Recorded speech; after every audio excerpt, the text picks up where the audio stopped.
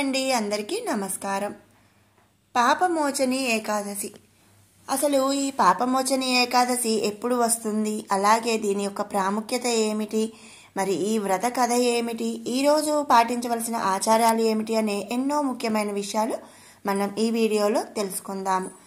First time మన channel చూస్తున్న వాళ్ళు ఎవరైనా ఉంటే కనుక సబ్స్క్రైబ్ చేసుకోండి. అలాగే పక్కనున్న బెల్ ఐకాన్ కూడా క్లిక్ చేయండి.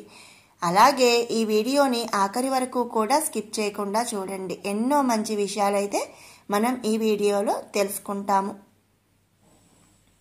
పాపమోచని ఏకాదశి. ఈ పాపమోచని ఏకాదశి ఎప్పుడు వస్తుంది అనే విషయానికి వస్తే, ఫాల్గుణ మాసంలోని బహుళ ఏకాదశి రోజు పాపమోచని ఏకాదశి అని చెప్పుకుంటాము. మనందరికీ తెలిసిన విషయమే, ప్రతి సంవత్సరం కూడా 24 ఏకాదశులు వస్తాయి. నెలకి 2 అంటే శుక్ల ఏకాదశి, బహుళ ఏకాదశి, ఇలా 12 నెలలు 12 రోజులు 24 ఏకాదశులు వస్తాయి. ఇక ప్రతి ఏకాదశికి కూడా ఒక ప్రత్యేకత అనేది ఉంటుంది. ఇక మరి ఈ ఫాల్గుణ మాసం బహుళ ఏకాదశిని పాపమోచని ఏకాదశి అని చెప్పుకుంటారు. 2025వ సంవత్సరం పాపమోచని ఏకాదశి మార్చి 25వ తారీఖు వస్తుంది. మార్చి 25 ఉదయం 5:05 నుంచి మార్చి 26 3:45 ఉదయం వరకు కూడా ఏకాదశి తిథి అనేది ఉంది. పాపమోచని ఏకాదశి వ్రత కథ ఆచారాల విషయానికి వస్తే, ఇది తెలుగు క్యాలెండర్ ప్రకారం ఆఖరి ఏకాదశి. మనందరికీ తెలిసిన విషయమే, ఫాల్గుణ మాసం అనేది తెలుగు సంవత్సరాది ప్రకారం ఆఖరి నెల. ఇక బహుళ ఏకాదశి కాబట్టి ఫాల్గుణ మాసంలో సంవత్సరంలోని ఆఖరి నెలలో వచ్చే 2వ ఏకాదశి. ఇది 24వ ఏకాదశి అన్నమాట. ఇది హోలికా దహనం తర్వాత వస్తుంది. హిందూలో పాప అనే పదానికి దుర్మార్గాలు లేదా పాపాలు అని అర్థం. మరియు మోచన్ అంటే విడుదల. మనం చేసిన పాపాల నుంచి, దుర్మార్గాల నుంచి మరి విడుదలనిస్తుంది, అంటే విమోచనం ఇస్తుంది. కాబట్టి పాపమోచన ఏకాదశి అని చెప్తుంటారు. ఈ ఏకాదశి రోజు ఉపవాసం, అలాగే విష్ణు పూజ, మరి దైవ దర్శనం అనేది మనం చేసిన అన్ని పాపాల నుండి కూడా విముక్తిని ఇస్తుంది. అంతేకాకుండా ఈ ఏకాదశి ఆచారం ఒక వ్యక్తిని పాపాలు చేయకుండా ఉండడానికి కూడా ప్రేరేపిస్తుంది. కాబట్టి దీనికి పాపమోచని ఏకాదశి అని పేరు. ఈరోజు ఉపవాసం ఉండడం చాలా శుభప్రదమని భక్తులు నమ్మకం. ఈ సంవత్సరం మార్చి 25 మంగళవారం రోజు పాపమోచని ఏకాదశి వచ్చింది. పాపమోచని ఏకాదశి రోజు ఉపవాసం ఉండి ఈ వ్రత కథను వినటం వల్ల మనం చేసిన అన్ని పాపాల నుంచి కూడా విముక్తి కలుగుతుంది. ఇప్పుడు ఆ వ్రత కథ ఏమిటి అనేది తెలుసుకుందాము. బ్రాహ్మణ పురాణంలో ఒక వివరణ ఉంది. ఒకసారి యుధిష్ఠిర మహారాజు శ్రీకృష్ణుడిని అడిగాడట. ఏమని అంటే, కృష్ణపక్షం ఫాల్గుణ మాసం కృష్ణపక్షంలో వచ్చే పాపమోచని ఏకాదశి యొక్క ప్రాముఖ్యతను వినాలనుకున్నాడు. యుధిష్ఠిర మహారాజు పరమాత్మను, దయచేసి ఈ ఏకాదశి పేరు మరియు ఈ ఏకాదశి ఉపవాసం పాటిస్తే మనకి ఎలాంటి ప్రయోజనం లభిస్తుందో నాకు చెప్పండి అని వేడుకున్నాడు. అప్పుడు శ్రీకృష్ణుడు ఇలా అన్నాడు. సమస్త ప్రపంచ ప్రయోజనం కోసం ఈ ఏకాదశి యొక్క ప్రాముఖ్యతను నేను మీకు చెబుతున్నాను. ఈ ఏకాదశి పేరు పాపమోచని ఏకాదశి. దాని కథ ఈ కింది విధంగా ఉంది. ఒకసారి మాంధాత మహారాజు లోమాస సన్యాసి వద్దకు వెళ్లి ఈ ఏకాదశి ఉపవాసం యొక్క ప్రాముఖ్యత మరియు దానిని ఎలా ఆచరించాలో అడిగాడట. అప్పుడు లోమాస సన్యాసి ఈ క్రింద విధంగా వివరించాడు. ఒకసారి స్వర్గంలో గంధర్వులు మరియు సంగీతకారుల అధిపతి అయిన చిత్రరథుడు అనేక మంది అప్సరసలు ఉన్న అడవిలోకి ప్రవేశించాడు. ఈ అడవి చాలా అందంగా మరియు అనేక అందమైన పూలతో నిండి ఉంది. ఈ అడవి లాంటి ఆకర్షణీయమైన ప్రదేశాన్ని తాను ఎప్పుడూ చూడలేదని చిత్రరథుడు రాజు నమ్మాడు. అయినప్పటికీ ఆ అడవిలో చాలామంది ఋషులు మరియు సాధువులు శ్రీకృష్ణుడిని ధ్యానం చేస్తూ తపస్సు చేస్తున్నారు. అలాంటి ఒక అప్సరస ఒక సాధువు వైపు ఆకర్షితురాలై తన అందంతో ఆ సాధువును ఆకర్షించాలనుకుంది. అయితే అప్సరసకు ఆ సాధువు పట్ల లోతైన గౌరవం కలిగి అతను ఆమెను శపిస్తాడేమోనని భయపడింది.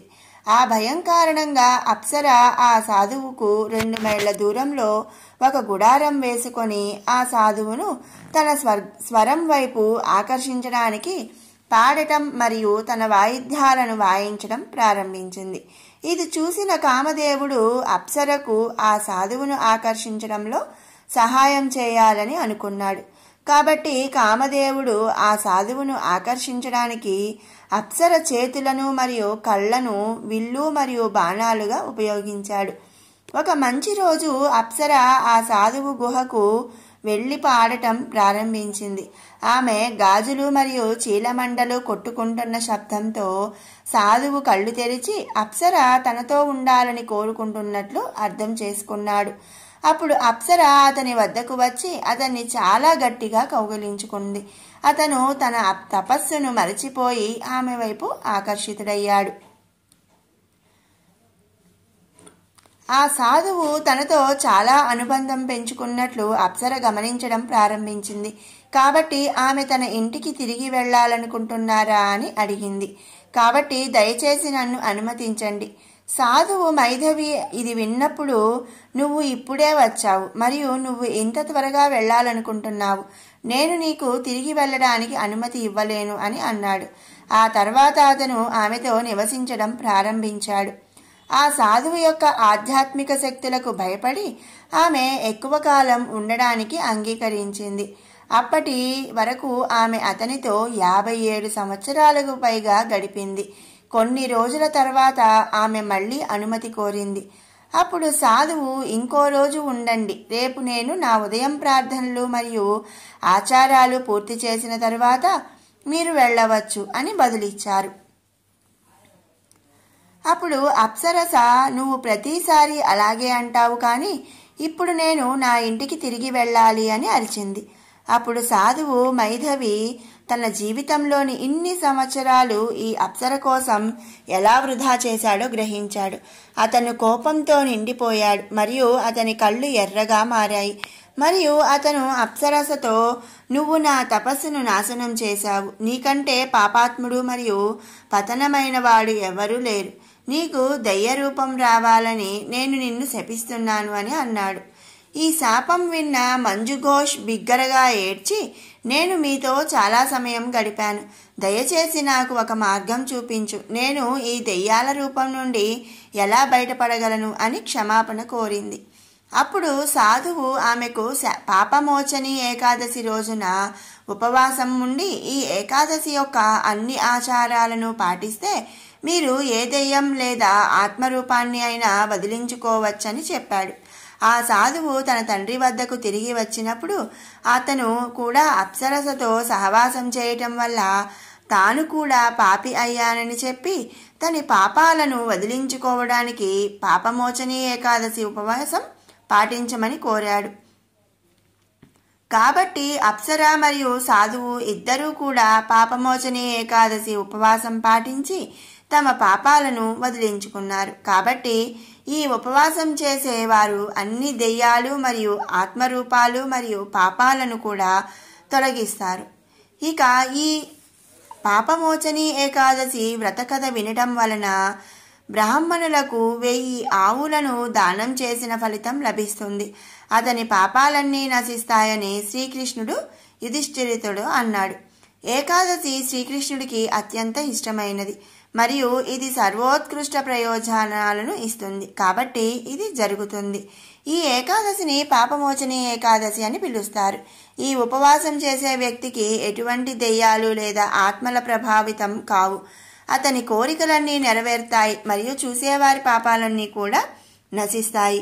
ఈ వ్యక్తి అత్యంత మతపరమైన మరియు పవిత్రమైన వ్యక్తి అవుతాడు అని చెప్పి శ్రీకృష్ణ పరమాత్మ చెప్పాడు. మరి విన్నారు కదండి, పాపమోచని ఏకాదశి యొక్క ప్రాముఖ్యత ఏమిటి? ఈరోజు పాటించవలసిన విషయం ఏమిటి, అలాగే ఈ వ్రత కథ ఏమిటి అనే ఎన్నో ముఖ్యమైన విషయాలు. మీకు ఈ వీడియో నచ్చినట్టయితే లైక్ చేయండి, షేర్ చేయండి. అలాగే మరిన్ని అప్డేట్స్ కోసం మన ఛానల్ని సబ్స్క్రైబ్ చేసుకోండి. Thanks for watching. హాయ్ అండి.